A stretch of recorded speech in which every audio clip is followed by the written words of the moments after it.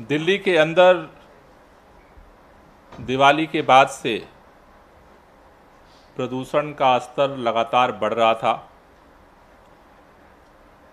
आज प्रदूषण के स्तर में थोड़ा सा सुधार हुआ है, लेकिन अभी भी वो वेरी पुअर की कैटेगरी में है। दिल्ली में दिवाली के बाद जो प्रदूषण बढ़ा, उसमें मुख्य तौर पर दो सोर्सेज का उसमें रोल रहा। पहला, दिवाली के दिन पटाखे जो जलाए गए, पटाखे के धुएं ने जो दिल्ली के आस पड़ोस के राज्यों में पराली जलाई जा रही है, खास तौर से पंजाब, हरियाणा और उत्तर प्रदेश में, उसके धुएं के साथ मिल करके दिल्ली के ऊपर एक स्मॉग की चादर जो है छाई हुई है। अभी भी पड़ोसी राज्यों में पराली जलने की घटनाएं लगातार जारी हैं। हमने केंद्रीय पर्यावरण मंत्री जी से निवेदन किया था कि एक संयुक्त बैठक केंद्रीय पर्यावरण मंत्री जी के नेतृत्व में राज्य के पर्यावरण मंत्रियों की जाए। मुझे उम्मीद है कि जल्द ही केंद्र सरकार इस पर निर्णय लेगी, जिससे बाहर से जो पराली का पॉल्यूशन दिल्ली के अंदर आ रहा है उसे कम किया जा सके। लेकिन दिल्ली के अंदर का जो पॉल्यूशन है उसको कैसे हम और कर सकते हैं, जो हमारे हाथ में है। उसके लिए आज हमने दिल्ली के अलग अलग विभागों की संयुक्त बैठक की है, जिसमें दिल्ली सरकार के सभी विभाग, एमसीडी के सभी, नॉर्थ, साउथ, ईस्ट एमसीडी के सभी विभागों के अधिकारीगण, डीडीए के अलग अलग विभागों के प्रतिनिधियों के, अधिकारियों के साथ आज हमने बैठक की, जिसमें मुख्य तौर पर हमने 5 निर्णय लिए, जिससे कि हम दिल्ली के अंदर जो पोल्यूशन को कम करने की जो लड़ाई है उसे और गहरा कर सकें और उसे तेज कर सकें। दिल्ली के अंदर से जो पोल्यूशन पैदा होता है उसमें मुख्य तौर पर डस्ट पोल्यूशन, यानी कि धूल के कणों से पोल्यूशन पैदा होता है। दूसरा, व्हीकल पोल्यूशन, जो गाड़ियों के धुओं से पैदा होता है। तीसरा, जगह जगह जो कूड़े ओपन में जलाए जाते हैं, पत्तियां जलाई जाती हैं, ओपन जो बर्निंग होती है उससे पोल्यूशन बढ़ता है। और दिल्ली के अंदर जो पराली होती है अगर वो जलती है तो उससे पोल्यूशन बढ़ता है। मुख्य तौर पर ये 4 सोर्स हैं जो दिल्ली के अंदर के पोल्यूशन को बढ़ाते हैं। आज हमने जो निर्णय लिया है कि बाहर से जो पराली जल रही है उससे तो हम अभी नहीं रोक पा रहे हैं, लेकिन दिल्ली के अंदर जो जगह जगह ओपन बर्निंग है उसको रोकने के लिए पूरे दिल्ली के अंदर 11 नवंबर से 11 दिसंबर तक 1 महीने का ये सघन एंटी ओपन बर्निंग कैंपेन हम लॉन्च कर रहे हैं। इसके लिए अलग अलग 10 विभागों को ये जिम्मेदारी दी गई है, जो अपने टीमों को गठित करके और इस अभियान का हिस्सा बनेंगे। ये संयुक्त अभियान होगा जिसमें डीपीसीसी, ईडीएमसी, रेवेन्यू विभाग, DDA, north DMC, HDMC, development department, DSIDC, irrigation और डीसीबी, ये 10 विभाग जो है मिल करके इस अभियान को चलाएंगे। दिल्ली के अंदर कहीं भी अगर कूड़ा जल रहा है, ओपन बर्निंग हो रही है, तो इसको कंट्रोल करने के लिए काम करेंगे। अभी इसके लिए जो डिपार्टमेंट ने अभी जो हमें रिपोर्ट दी है, टोटल इन 10 विभागों ने मिला करके 550 टीमों को गठित किया गया है। ये जो 550 टीमें हैं ये डे और नाइट में डिवाइड होंगी। डे में 304 टीमें काम करेंगी अलग अलग हिस्सों में दिल्ली के, और नाइट में 246 टीमें पेट्रोलिंग पे रहेंगी, जो इस तरह के ओपन बर्निंग के जो केसेज हैं उनको कंट्रोल करने के लिए काम करेंगी। इसके साथ साथ दिल्ली के सभी नागरिकों से हमारी अपील है कि अगर आपको भी कहीं ओपन बर्निंग दिखती है, अगर खुले में कोई कूड़ा जला हुआ दिखता है, तो आप ग्रीन दिल्ली ऐप पर ज़रूर कंप्लेंट करें, जिससे कि हम भी वार रूम के माध्यम से इसको जो है कंट्रोल करने में इस डिपार्टमेंट के साथ मिल करके हम काम कर सकेंगे। तो ये इन बर्निंग कैंपेन 11 नवंबर से 11 दिसंबर तक ये 550 टीमें मिल करके जो है वो संचालित करेंगी, जिससे कि दिल्ली के अंदर से जो बर्निंग का पोल्यूशन है उसको जो है वो हम कंट्रोल कर सकें। दूसरा, दिल्ली के अंदर जो अभी हम वेरी पुअर कैटेगरी में हैं पिछले कई दिनों से, सीवियर से हम थोड़े बाहर आए हैं, तो इसको देखते हुए दिल्ली के अंदर ग्रैप के अनुसार अब कुछ एक्शन जो है लेने के लिए दिशा निर्देश दिए गए हैं। दिल्ली के अंदर डीजल जनरेटर जो सेट हैं उसे अब बंद किया जाएगा। इसके लिए डीपीसीसी और पुलिस को डायरेक्शन दिया गया है, वो कल तक अपना एक्शन प्लान बना करके सबमिट करेंगे। दूसरा, जो पार्किंग फीस है उसे बढ़ाने के लिए ग्रैब के तहत डायरेक्शन एमसीडी को दिया गया है। मेट्रो और बस की फ्रीक्वेंसी बढ़ाने के लिए डायरेक्शन मेट्रो और ट्रांसपोर्ट डिपार्टमेंट को दिया गया है। कोल भट्टियाँ जो जलती हैं जो कोयले से, उनको बंद करने के लिए एमसीडी को डायरेक्शन दिया गया है। और आरडब्ल्यूए को, जो आरडब्ल्यूए अपने अपने सोसाइटी के लिए जगह जगह गार्ड्स रखती हैं, उन लोगों को हीटर आरडब्ल्यूए को देने के लिए दिशा निर्देश एसडीएम्स को दिया गया है। एसडीएम इसको इंश्योर करेंगे कि उन लोगों को हीटर दिया जाए, जिससे कि वो रात में जो अलाव जलाते हैं उससे जो प्रदूषण होता है उससे बचा जा सके। तो ये 5 जो है पॉइंट्स डायरेक्शन भी आज अलग अलग डिपार्टमेंट्स को जारी किए गए हैं। जो ग्रैब का सिस्टम है उसके अनुरूप दिल्ली के अंदर ये 5 नॉर्म दिल्ली में लागू होते हैं, उसके लिए डायरेक्शंस आज जारी किए गए डिपार्टमेंट्स को। तीसरा, हमने पिछले महीने 8 अक्टूबर से 30 अक्टूबर तक दिल्ली में डस्ट पोल्यूशन को, धूल के प्रदूषण को रोकने के लिए एंटी डस्ट कैंपेन चलाया था। अभी जो परिस्थितियां बनी हैं उसको देखते हुए एंटी डस्ट कैंपेन का सेकेंड फेज जो है वो चलाने का निर्णय लिया गया है। 12 नवंबर से 12 दिसंबर तक ये next phase, second phase anti dust campaign का हम शुरू करेंगे, जिसमें दिल्ली के अंदर डीपीसीसी के अलावा सभी एजेंसियां मिल जो है इस पर जो है वो अभियान चलाएंगी।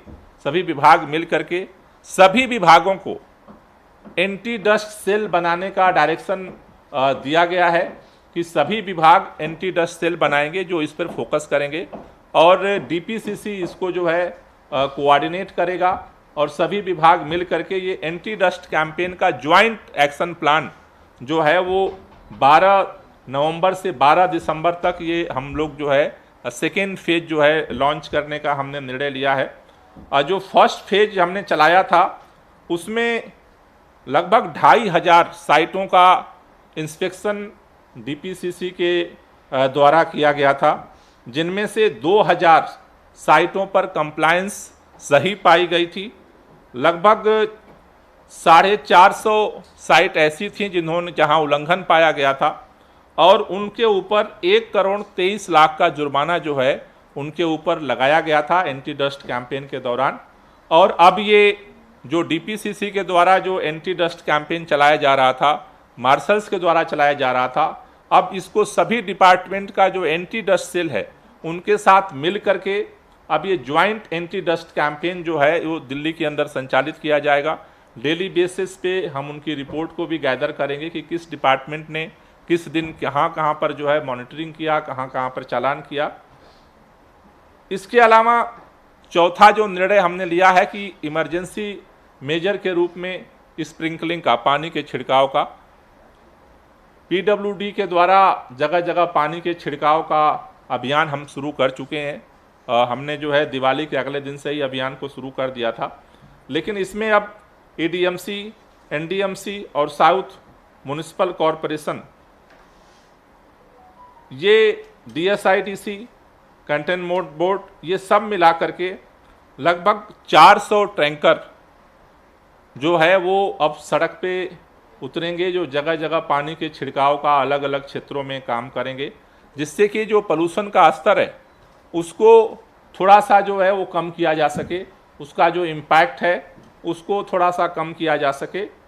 और पांचवा जो हमने निर्णय लिया है पराली को लेकर के, दिल्ली के अंदर अभी तक 2300 एकड़ में बायो डीकम्पोजर के घोल का छिड़काव हो चुका है, लेकिन अभी हमने डायरेक्शन दिया है कि अपना मैन पावर कृषि विभाग बढ़ाएगा और 20 नवंबर तक हम 4000 एकड़ जो खेत में छिड़काव करने का एप्लीकेशंस आई हैं, जो डिमांड्स आई हैं, उसे 20 नवंबर तक इसे कंप्लीट किया जाएगा। तो ये मुख्य तौर पर हमने 5 जो है बिंदुओं पर आज निर्णय लिया है, और जिसके अनुसार जो प्रदूषण के खिलाफ जो अभियान है वो सरकार सभी डिपार्टमेंट्स के साथ मिल करके दिल्ली के अंदर का जो पोल्यूशन है उसे हम और कम करने का प्रयास करेंगे। और दोबारा हमने ये मिशन को और तेज करने के लिए अलग अलग डिपार्टमेंट्स को जो ज़रूरी डायरेक्शंस हैं वो दिए गए हैं। साथ ही साथ अगर कोई डिपार्टमेंट इन डायरेक्शंस को फॉलो नहीं करता है तो सभी लोगों को वार्निंग दी गई है। उन डिपार्टमेंट्स के साथ सख्त एक्शन के लिए भी जो है वो डीपीसीसी के तरफ से, एनवायरनमेंट डिपार्टमेंट की तरफ से हम इनिशिएटिव लेंगे। Thank you. कोई क्वेश्चन है तो ले लीजिए। सर, पराली की आज की ताजा स्थिति क्या है? किन राज्यों में सबसे ज्यादा पराली जलाई जा रही है? और मीटिंग के लिए आपने अपील की थी, क्या किसी भी तरह का लिखित, फोन, मैसेज कुछ आपको जानकारी केंद्र सरकार से मिली? पराली तो अभी सबसे ज़्यादा पंजाब में ही जल रही है, उसके बाद हरियाणा में है और उसके बाद उत्तर प्रदेश में है। अभी केंद्र सरकार से तो हमारे पास अभी कोई मीटिंग के लिए कम्युनिकेशन नहीं आया है। सर, पंजाब में सबसे ज़्यादा पराली जलाई जा रही, क्या दिल्ली सरकार ने पंजाब सरकार से बातचीत करने की कोशिश की, या सब कुछ आपने केंद्र पे छोड़ दिया? नहीं, दिल्ली सरकार के गाइडलाइंस को फॉलो नहीं करते, लेकिन अगर सीपीसीबी का गाइडलाइन पंजाब के भी सरकार को फॉलो करना पड़ेगा, तो इसलिए अगर केंद्र सरकार इनिशिएटिव लेती है तो उसका इम्पैक्ट दिखेगा। सर, मेरा सवाल थोड़ा हट के है कि दिल्ली सरकार ने मजदूरों का जो वेतन है उसे भी बढ़ा दिया है और 6 महीने के लिए मुफ्त राशन और देने की बात कही है, इस पर क्या कहें? अभी इस पॉइंट पे बात कर लेते हैं। सर, किसानों की तरफ से पराली जलाई जा रही है, लेकिन पंजाब में चुनाव है, तो क्या किसानों को लेकर कोई कुछ क्यों नहीं करा? सरकारों को लेकर बात क्यों हो रही है? नहीं, देखो, किसानों की तरफ से पराली जलाई जा रही है तो उनकी समस्या है, लेकिन राज्य सरकारों को इस पे निर्णय ले करके इस पे इनिशिएटिव लेने की बात है। सरकारों ने पिछली बार जब दिल्ली के अंदर पराली का सलूशन निकला और केंद्र सरकार के साथ, राज्य सरकार के साथ ज्वाइंट मीटिंग में भी हमने सारी बात रखी थी, लेकिन अभी तो इच्छा शक्ति का अभाव दिखा है, जिसका परिणाम आज दिल्ली को भुगतना पड़ रहा है। सर, अभी क्या आकलन है, एक्सपर्ट्स के साथ बात हुई होगी कि अभी जो दिल्ली की स्थिति है इसमें अलग अलग फैक्टर जो हैं उसमें पराली कितना कंट्रीब्यूट कर रही है, या दिवाली का जो पटाखे जलाए गए उन्होंने कितना कंट्रीब्यूट किया, जिससे पता चल सके कि कितना दिल्ली का अपना था और कितना दिल्ली के ऊपर लगभग थोप दिया गया। देखो, अभी पिछले दिनों का जो पराली को लेकर के जो सारा अभी अलग अलग रिसर्च आई है, करीब 46% तक पराली का कंट्रीब्यूशन रहा है। अच्छा, कब तक? ये परसों की रिपोर्ट है। परसों तक 46% तक गया? 46% तक परसों हाईएस्ट रहा है, उसके बाद से तो कल से थोड़ा थोड़ा कम हुआ है। सर, यमुना पॉल्यूशन पे लेके एक सवाल है। When we talk about Yamuna pollution, तो फॉरेस्ट डिपार्टमेंट का एक अहम रोल रहता है। अनऑथराइज्ड कॉलोनीज से जितना भी वेस्ट वाटर आता है यमुना में मिलता है। दिल्ली में 1700 है, उसमें से 130 अनऑथराइज्ड कॉलोनीज हैं जहां पर फॉरेस्ट डिपार्टमेंट ने ट्री कटिंग परमिशन दी है ताकि वहां पर सीवर लाइन लगे। ऐसे ही STP, sewage treatment plants upgrade होने हैं। कोहली और सोनिया विहार में ये देखा गया 3 साल तक ट्री कटिंग परमिशन नहीं दी गई थी, तो एसटीपी अपग्रेड नहीं होगा। अभी 36 एसटीपी अपग्रेड करने हैं। क्या आप अपनी तरफ से ये कहेंगे अपने डिपार्टमेंट को कि ये सारे प्रपोजल हैं क्लियर किए जाए? नहीं, वो जितने प्रपोजल हैं अगर मेरे पास आते हैं तो मैं इसको लेकर के बात करूँ। सर अभी आपने एक्सपर्ट से जो मुलाकात की, क्या इंटीमेशन है सर, कब तक स्थिति बेहतर हो सकती है? देखिए, दो सिचुएशंस अभी प्रेडिक्ट की जा रही हैं। एक तो ये कि पराली जलना बंद कम हो जाए, या दूसरा जो हवा का रुख है वो चेंज हो जाए। अगर हवा का रुख चेंज हो जाता है तो आज जो इम्पैक्ट है पराली का वो दिल्ली के ऊपर नहीं होगा। अभी उत्तरी हवा होने की वजह से पराली भी तेजी के साथ जल रही है और हवा भी उसको लेकर के दिल्ली आ रही है। तो ये दो प्रेडिक्शन है कि या तो हवा का रुख चेंज हो जाए तो उसका इम्पैक्ट कम हो जाएगा, या फिर पराली का जलना कम हो जाए।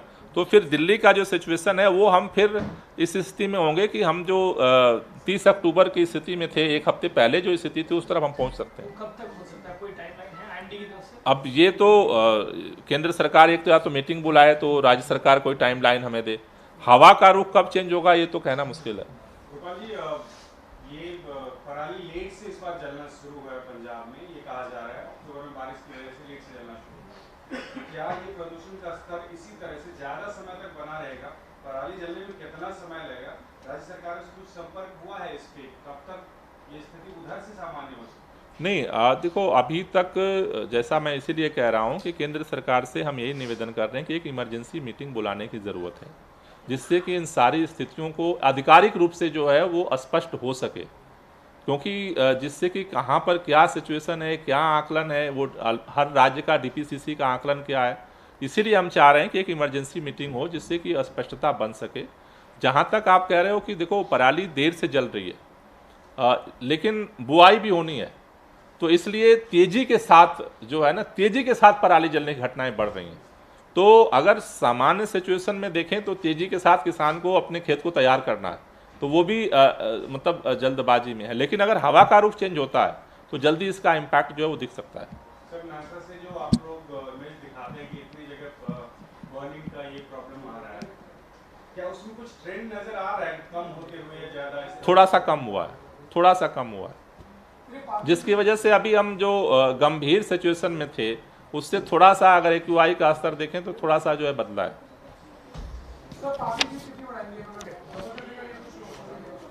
क्या कह रहे हैं?